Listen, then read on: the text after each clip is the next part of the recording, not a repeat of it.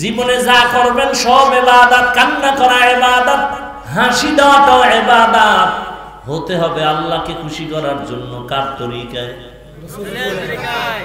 নবীর তরিকা ছাড়া কোনো আমল কবুল হবে না। একজনে 30 রোজা রাইখা এর আবেগ বাইরে গেছে, খোদা যদি পুরাটা বছর দিয়ে লাইতো তা একটা রোজাও ভাঙতাম না। এরকম আছে না আবেগ? যেহেতু আল্লাহ দেয় না, তা অন্তত ঈদের দিনটা রাখি। ঈদের দিন কি রাখি? রোজা রাখি। সবাই খাইবে, আমি খামু না। এটা আমার বিশাল জেহাদ, মাওলার জন্য করতেছি। হবে কেন? নবীর তরিকায় নাই। এজন্য ইবাদত হতে হবে নবীর তরিকায়। নবীর তরিকায় ব্যবসা করেন ইবাদত। নবীও ব্যবসা করেছেন, সাহাবায়ে কেরাম ব্যবসা করেছেন। নবীর তরিকায় খানা খাবেন ইবাদত, বাথরুমে যাবেন ইবাদত, যা করবেন সব আমার নবীর তরিকায় করবেন। নবীর তরিকায় ঘুমাবেন। কেমনে ঘুমাবেন? ঘুমের বিছানায় যাওয়ার আগে সুন্দর করে ওযু বানাবেন। বিছানায় যাইয়া ওযু অবস্থায় বসে বসে 100 বার দরুদ শরীফ পড়বেন, 100 বার ইস্তেগফার পড়বেন। এরপরে ডান কাতে ঘুমাবেন, বাম কাতে না। কাইত কুদ দেওয়ার তো সময় পাই না মোবাইলের হক আদায়ের কারণে। কাইতে কি মোবাইল চাওয়া যায়নি তো সিতো না মোবাইল চাইতে। আমরা মোনাজাত ধরে বইয়া, মোবাইলওয়ালারা মোনাজাত ধরে হইয়া। ঠিক নেই? বউয়ের হক আদায় কয় হুজুর এটা ঘাটতি আছে, সন্তানের এটাও ঘাটতি। কি আসল কি? মোবাইলের হক আদায় করতে কোনো ঘাটতি নেই। সারা রাত নিরিবিলি মোবাইলের হক আদায় করতে করতে ফজরের আজান কখনো টের পাই না।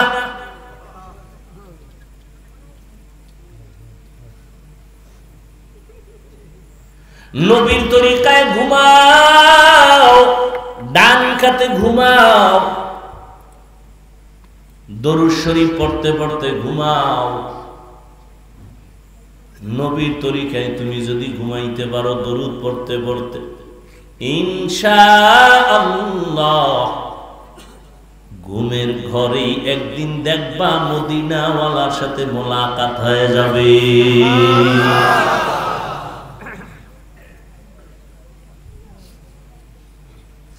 আবার যখন ঘুম থেকে উঠবেন নবীর তরিকায়, নবীর তরিকায় ঘুম থেকে উঠবেন কখন? ফজরের পরে। ভোর রাতে উঠবেন, কারণ ওই সময় আর ঘুমানো যাবে না। আল্লাহ আপনাকে ডাকতে আসছেন প্রথম আসমানে। আপনি যদি রাত্র 3টার সময় টের পান বাসার সামনে আপনার কেউ ডাকতেছে, কে আপনি? আমি তোমার শিক্ষক বা আমি তোমার পীর। বেয়াদব ছাড়া কেউ ঘুমায় থাকবে? তো আল্লাহ প্রথম আসমানে আসেন প্রতিদিন না একদিন? কোন টাইমে আসেন বলেন? শেষ রাতে। বলেন শেষ রাতে আসেননি? বিশ্বাস করেননি? হ্যাঁ, প্রতিদিন আসেন। আচ্ছা বলেন তো কেন আসেন? বান্দার থেকে কিছু নিতে না বান্দাকে দিতে? নিতে। আপনাদের কিছু লাগে না? লাগে। ঘুমান কেন? কত বড় ধোঁকাবাজ আপনি জানেন? আপনি বলেন আমার এই লাগে সেই লাগে, তা আল্লাহ দিতে আসছে, আপনি ঘুমাইলেন কেন? অতি গভীর হয় রজনী যখন, নীরবে প্রভুর নাম জপিও তখন। প্রভুর করুণা যদি পাইবারে চাও, গভীর রাতে উঠে প্রভুর গুণগান গাও। আজানায় কয় বেলা প্রতিদিন? বলেন। 5 বেলার আজানের সিস্টেম একই না আলাদা আছে কিছু? আছে। কোন সময়? সে আলাদা কি? অর্থ কি? নামাজ থেকে ঘুম ভালো, ঘুমের চেয়ে নামাজ ভালো। আর তুমি ঘুমাইও না, ঠিক মতো পড়িলে নামাজ জান্নাত তোমার ঠিকানা। পশু পাখি কীট পতঙ্গ কেউ ঘুমিয়ে রইল না, মানুষ হয়ে ঘুমিয়ে থাকা ঠিক তো মোদের হবে না। আচ্ছা এই শব্দটা ফজরে কেন, মাগরিবে নাই কেন? আচ্ছা জহুর আসর বাদ দিলাম, এটা দিন। মাগরিব এশা তো রাতের মধ্যে ঢুকানো, তাহলে মাগরিবে নাই কেন? যে এই টাইমে ঘুম ভালো না, নামাজ ভালো। এশাও তো রাতের কাছাকাছি, মধ্যরাতের শুরু, সেখানে এই শব্দ নাই কেন? ফজরে কেন? ফজরে কেন? ঘুমের থেকে নামাজ ভালো, এই কথা ফজরে কেন? সবাই ঘুমাই থাকে, কারণ ওই টাইমে এশায় আমার আল্লাহ আসে না, মাগরিবেও আসে না, শেষ রাতে আসে। তখন আল্লাহ কয় ঘুমাইস না, ও আমি হাজির হয়ে গেছি, একটু সারা দাও, কি লাগবে চাইতে দেরি আমি দিতে দেরি করব না। ওয়া ইযা সাআলাকা ইবাদি আন্নী ফাইন্নী করিব উজিবু দাওয়াতাদ দাঈ ইযা দাআন ফালইস্তাজিবু লি ওয়ালইউমিনু বি লাআল্লাহুম ইয়ারশুদুন।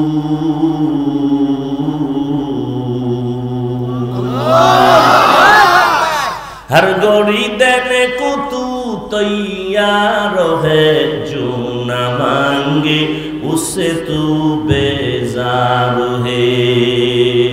আল্লাহ তাআলা দেওয়ার জন্য আসেন, বান্দা তোমার লাগলে তুমি রেডি হয়ে যাও। এই টাইমে আসেন কেন? মাগরিবে কেন আসেন না? এশায় কেন আসেন না?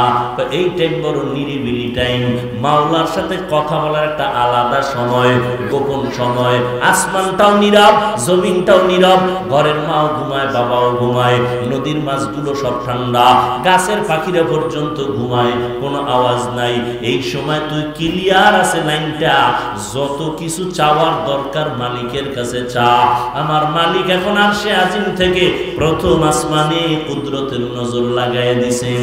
বান্দা প্রতিদিন আসেন, তোমার কি প্রয়োজন চাও, আমি আল্লাহ দেওয়ার জন্য আসি। এই রকম আদর কইরা দিতে তোমার বাড়ির দরজায় কোন এমপিও যায় না, কোন পিসাবও যায় না।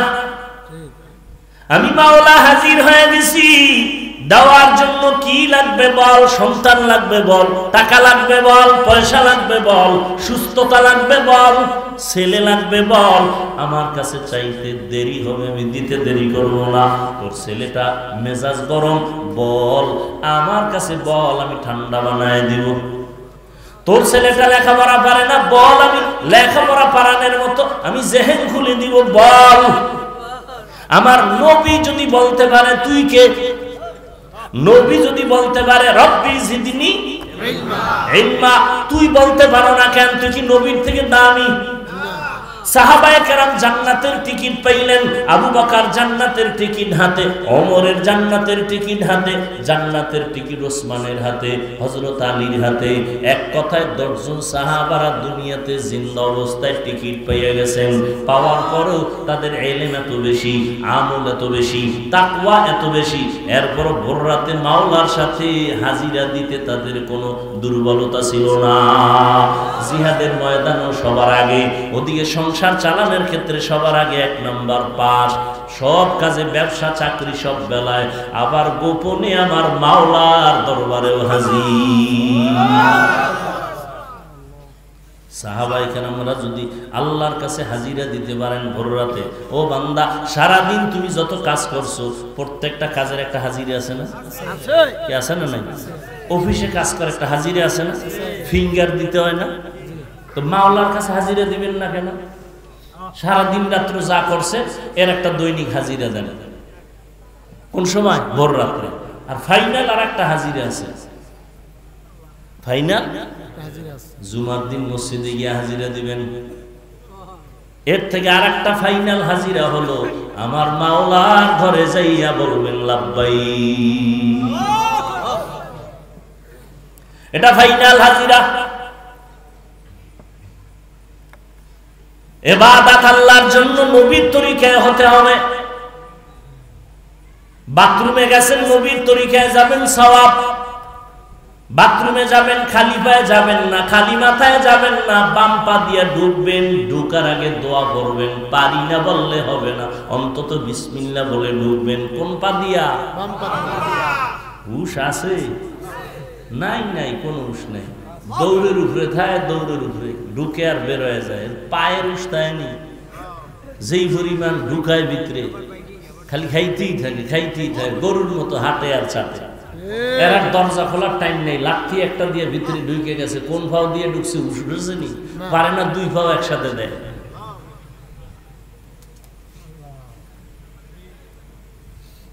আর এই দিতে যাইয়া অ্যাক্সিডেন্ট হয়, বাথরুমে খাইতে হয়ে ঘুরে গেছে, হাত ভাঙছে, পাও ভাঙছে, বুকের হাড় শেষ। কি এর টুপি, কি এর জুতা, কয় জায়গায়, এই যে জায়গায় জায়গায় আমরা যাই, বাথরুমে ঢুকতে গেলে দাঁড়াই থাকা লাগে 5 মিনিট। এই বাথরুমে স্যান্ডেল কই, জুতা কই, টিস্যু কই? গ্রামে ঢিলা বানানোর ব্যবস্থা আছে নাই? সব টিস্যুতে খাইয়া লাইছে, ঢিলা কুলুক নেই। গ্রামে মেসওয়াক বানান কত সহজ না? বেরাসে খাইয়া লাইছে। মেসওয়াকের সুন্নাত নেই। কিয়ামত পর্যন্ত স্বর্ণ দিয়ে বেরাস বানাইলেও মেসওয়াকের সুন্নাত আদায় হবে না। কয়জনে মেসওয়াক করে? আছে?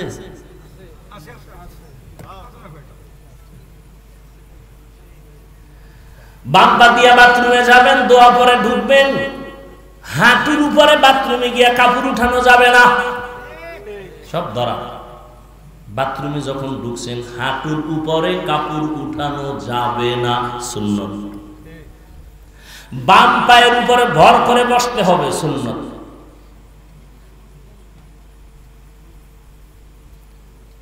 রাসূল সব শিখায় গেছে। খালি মাথায় যাবেন না, টুপি না হয় অন্য একটা কাপড় পরে যাবেন, খালি মাথায় যাবেন না। আবার যখন বের হবেন ডান পা দিয়া বের হবেন, বের হইয়া দোয়া পড়বেন, না পারলে অন্তত এতটুকু বলবেন আলহামদুলিল্লাহ। কিন্তু একটা কাম করবেন, ওযু কইরা নিবেন, সাথে সাথে ওযু করে নিয়ে। সব সময় যদি ওযুর সাথে থাকেন, আল্লাহর জাতের কসম, এটার অস্ত্রটা ওযু কত বড় দামি। পৃথিবীর সব জাদুঘরেরা জাদু করলেও, সব জিনের গোষ্ঠীও যদি তদবির করে, আপনার একটা পশম বাঁকা করতে পারবে না যদি অল টাইম ওযুর সাথে থাকে।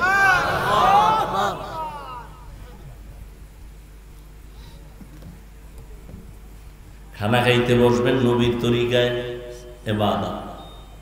কেমনে? খানা বসতে গিয়ে 1 নাম্বার, চেয়ার টেবিলে খাওয়া যাবে না। নবীর যুগে চেয়ার ছিল, টেবিল ছিল, কিন্তু নবী কখনো চেয়ার টেবিলে খানা খান নাই। কেউ পিসাবের মুরিদ, হাজী শাহ, জিকিরের পাওয়ার কত, হজের পাওয়ার কত, সিল্লা লাগাইছেন পাওয়ার কত। মাইয়া বলার বিয়ার সময় টের পাইবেন। কি হাজী সাহেব, 5 তলা বিল্ডিং কাঁপে কেন? ইমাম সাহেব কয় রাত্র 12টার পরে 5 তলা বিল্ডিং কাঁপে কেন? আওয়াজ। কাউ হুজুর আপনি দাওয়াত পান নাই? কি দাওয়াত? আমার মাইয়ার বিয়া, ছাদের উপরে গায়ে হলুদের গান চলে, বিল্ডিং কাঁপায় দেয় গান গায়ে, নাচতে গিয়া।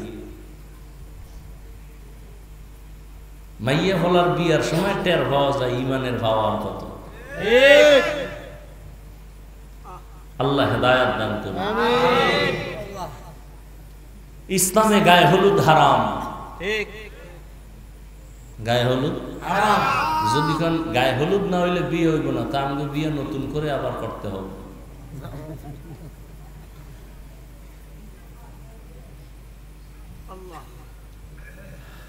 বলার দায়িত্ব আমার, বলে গেলাম, মানবেন কিনা সে দায়িত্ব আপনার।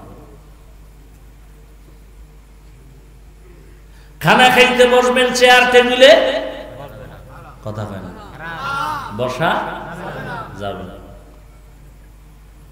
2 নম্বরে দস্তারখান বিছাইবেন। 3 নাম্বার দোনো হাতের কবজাটা ধুইয়া নিবেন, তবে যেই প্লেটে খানা নিবেন ওই প্লেটে হাত ধোয়া যাবে না। দোনো হাতে এই সুন্নতটা কয়জনে আদায় করে? করোনা আওয়ার পরেও তো করা দরকার ছিল, এরপরও করে না। করোনা হওয়ার পরে হাত ধোয় ঠিক, কিন্তু খানার বেলায় ধোয় না।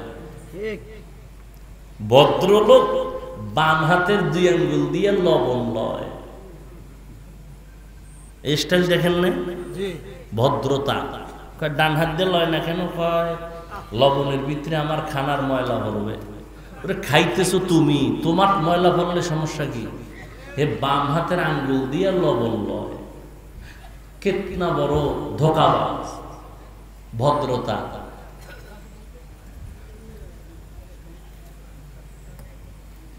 তাহলে দোনো হাতের কবজা পর্যন্ত ধুইতে হবে।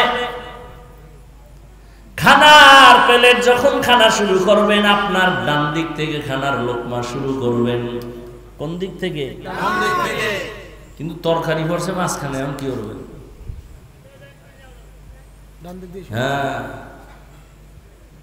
দোয়া পড়বেন বিসমিল্লাহ। কিছু পারেন না, কি পড়বেন? বিসমিল্লাহ। বিসমিল্লাহ। ফাঁকে ফাঁকে বলবেন লাকাল হামদু ওয়া লাকাশ শুকর। আর একটা সতর্কতা বলে গেলাম, খানার যে ঝুটা হয় এটা কোনোদিনও পানির মধ্যে ফেলবেন না। খানার ঝুটাটা শুকনা পাত্রে রাখবেন আলাদা। এই আপনার জুটা, আপনি মানুষ তো, আমার মাওলা আপনার দাম দিছে কত? কয় তোর খানার ঘরের জুটাটা আমি ফালাইয়া দিতেছি না, তোর দাম বেশি তো, তোর মুখের খানার জুটা আমি ভিন্ন মাখলুকের জন্য রিজিক বানাই দিছি। বিড়াল খাবে, কুকুর খাবে, জিনেরা খাবে। পানির মধ্যে ফালাইলে আর ওই তোমার জুটার মজাটা থাকে না। এ আকাম কেন করেন? কেন করেন এই আকাম? আজকে থেকে অস্ত অনেক হয়ে গেছে, একটা আমল করেন, একটা আমল শুরু করে দেন, ইনশাআল্লাহ আজকে থেকে আর কোনোদিন নিজেও করব না, চোখের সামনে কাউকে এই অপরাধ করতে দিব না ইনশাআল্লাহ। কি জুটা পানিতে ফালাবো, নিয়ত করা যায় ইনশাআল্লাহ। খানার আগে কয় হাত ধুইবেন? 2 হাত। কত দূর? কবজি পর্যন্ত। খানার প্লেটে? জি না, ভিন্ন পাত্রে। ঠিক এই তরিকাটা খানার শেষেও করবেন। দোনো হাতের কবজা ধুইবেন খানা শেষ, কিন্তু এই খানার প্লেটে নয়, ভিন্ন পাত্রে। পারবেন ইনশাআল্লাহ। এটা ভদ্রতা। এটা কি ভদ্রতা? অথচ এটা মানতে চায় না অনেক মানুষ। খানা পড়ে গেলে উঠায় খাবেন, প্লেট চেটে খাবেন আঙ্গুল দিয়া, কারণ খানার শেষে আল্লাহর রহমত অবতীর্ণ।